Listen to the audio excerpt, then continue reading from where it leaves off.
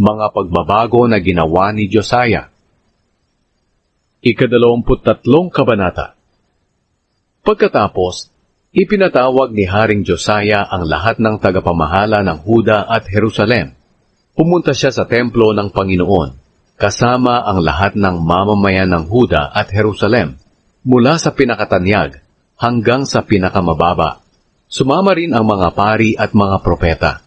Binasa sa kanila ni Josiah ang lahat ng nakasulat sa aklat ng kasunduan ng Diyos na nakita sa templo ng Panginoon. Pagkatapos tumayo si Josiah sa gilid ng haligi at gumawa siya ng kasunduan sa presensya ng Panginoon. Nasusunod siya sa Panginoon sa pamamagitan ng pagtupad sa kanyang mga utos, katuruan at tuntunin ng buong puso't kaluluwa. Sa ganitong paraan, matutupad ang ipinapatupad na kasunduan ng Diyos na nakasulat sa aklat na ito. At nangako rin ang mga tao na tutupad sila sa kasunduan. Pagkatapos inutusan ni Haring Josiah ang punong pari na si Hilkiah, ang mga paring pumapangalawa sa katungkulan ni Hilkiah, at ang mga paring nagbabantay sa pintuan ng templo, na alisin sa templo ng Panginoon ang lahat ng kagamitan na ginagamit sa pagsamba kina Baal, Asyera, at sa lahat ng bagay na nasa langit. Ipinasunog niya ito sa labas ng Jerusalem, sa bukid ng lambak ng Kidron, at dinala ang abo sa Bethel. Pinaalis niya sa tungkulin ang mga paring naglilingkod sa mga Diyos-Diyosan. Ang mga paring ito ay pinagkakatiwalaan ng mga hari ng Huda sa pagsunog ng mga insenso sa mga sambahan sa matataas na lugar, doon sa mga bayan ng Huda at sa paligid ng Jerusalem. Nagsunog sila ng mga insenso para kay Baal at sa mga nasa langit, sa araw, buwan, at mga bituin. Pinaalis din ni Haring Josiah ang posteng simbolo ng diyosang si Asyera sa templo ng Panginoon at dinala sa labas ng Jerusalem, sa lambak ng Kidron, at sinunog doon. Pagkatapos ipinadurog niya ito ng pino at isinabog ang abo sa libingan ng mga tao. Ipinagiba rin niya ang mga bahay ng mga lalaki at babaeng bayaran na nasa templo ng Panginoon, kung saan nananahi ang mga babae ng mga damit na ginagamit sa pagsamba kay Asyera. Pinabalik ni Josiah sa Jerusalem ang lahat ng pari na nakatira sa ibang mga bayan ng Huda. Dinungisan niya ang mga sambahan sa matataas na lugar, mula sa Geba hanggang sa Beersheba, kung saan nagsusunog ang mga pari ng mga insenso. Ipinagiba niya ang mga sambahan sa pintuan ni Josue, ang gobernador ng Jerusalem. Ang pintuang ito ay nasa kaliwang bahagi ng pintuan ng lungsod. Ang mga paring naglilingkod sa mga sambahan sa matataas na lugar ay hindi pinayagang maglingkod sa altar ng Panginoon sa Jerusalem, pero pinayagan silang kumain ng tinapay na walang pampaalsa, kasama ng ibang mga pari.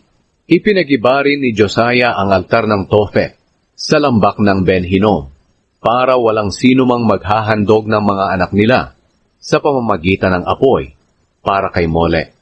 Kinuha rin niya sa pintuan ng templo ng Panginoon ang mga kabayo na inialay ng mga hari ng Huda para sa araw. Ang mga kabayong ito ay nasa bandang bakuran ng templo, malapit sa kwarto ng opisyal na si Nathan-Melech. Sinunog din ni Josiah ang mga karwahe na inihahandog sa araw. Ipinagiba niya ang mga altar na ipinatayo ng mga hari ng Huda sa bubong ng kwarto ni Ahaz, pati ang mga altar na ipinagawa ni Manase sa bakuran ng templo ng Panginoon. Ipinadurog niya ito ng pino at isinabog ang abo sa lambak ng Kidron. Dinungisan din niya ang mga sambahan sa matataas na lugar, sa silangan ng Jerusalem at sa timog ng bundok ng kasamaan. Ang mga sambahang ito ay ipinatayo ni Haring Solomon ng Israel para kay Astoret, ang kasuklam-suklam na diyosa ng mga Sidoneo, para kay Chemosh, ang kasuklam-suklam na Diyos-diyosa ng mga Moabita, at para rin kay Molek, ang kasuklam-suklam na Diyos-diyosan ng mga Amonita. Ipinadurog ni Josiah ang mga ala-alang bato at pinagpuputol ang mga posteng simbolo ng diyosang si Asyera. Pagkatapos, dinungisan niya ang mga lugar na iyon sa pamamagitan ng pagkalat ng mga buto ng tao. Ipinagiba din ni Josiah kahit ang altar sa mga sambahan sa matataas na lugar sa Bethel. Ang sambahang ito ay ipinagawa ni Jeroboam na anak ni Nebat, na naging dahilan ng pagkakasala ng mga taga-Israel. Dinurog ito ni Josiah ng pino at sinunog, pati ang posteng simbolo ng diyosang si Asherah. At habang nakatitig siya sa paligid, nakita niya ang mga libingan sa gilid ng kabundukan. Ipinakuha niya ang mga buto sa mga libingan at sinunog niya roon sa altar sa Bethel para dungisan ito. Nangyari ito ayon sa sinabi ng Panginoon sa pamamagitan ng lingkod niya na nagpropesiya tungkol sa mga bagay na ito. Nagtanong si Haring Josiah, "Kaninong libingan iyan?" Sumagot ang mga mamamayan ng lungsod, "Libingan po ito ng lingkod ng Diyos na taga-Huda. Siya ang nagpropesiya tungkol sa mga ginawa ninyo ngayon sa altar sa Bethel." Sinabi ng hari, "Pabayaan lang ninyo ang libingan niya. Huwag ninyong kunin ang mga buto niya." Kaya hindi nila kinuha ang mga buto nito, pati ang buto ng mga propeta na taga-Samaria. Pagkatapos giniba ni Josiah ang mga sambahan sa matataas na lugar sa Samaria, tulad ng ginawa niya sa Bethel. Ito ang mga sambahan na ipinagawa ng mga hari ng Israel na nakapagpagalit sa Panginoon. Pinatay ni Josiah ang lahat ng pari roon mismo sa mga altar ng mga sambahan na iyon, at sinunog niya ang buto ng mga tao sa mga altar na iyon para dungisan ito. Pagkatapos, bumalik siya sa Jerusalem. Ipinagdiwang ni Josiah ang pista ng paglampas ng anghel. Inutusan ni Josiah ang lahat ng tao, "Ipagdiwang natin ang pista ng paglampas ng anghel para parangalan ang Panginoon na ating Diyos ayon sa nakasulat dito sa aklat ng kasunduan ng Diyos." Walang naging katulad ang pagdiriwang ng pista ng paglampas ng anghel, mula pa ng panahon ng mga pinuno na namahala sa Israel at ng panahon ng mga hari ng Israel at Huda. Ipinagdiwang nila ang pista sa Jerusalem para parangalan ang Panginoon ng 18 taong paghahari ni Josiah. Pinalayas din ni Josiah sa Jerusalem at sa buong Huda ang mga espiritista na nakikipag-usap sa mga kaluluwa ng patay, ang mga Diyos ng mga tahanan, ang iba pang mga Diyos-Diyosan, at ang lahat ng kasuklam-suklam na sinasamba ng mga tao. Ginawa ito ni Josiah para tuparin ang mga utos na nakasulat sa aklat na nakita ng paring si Hilkiah sa templo ng Panginoon.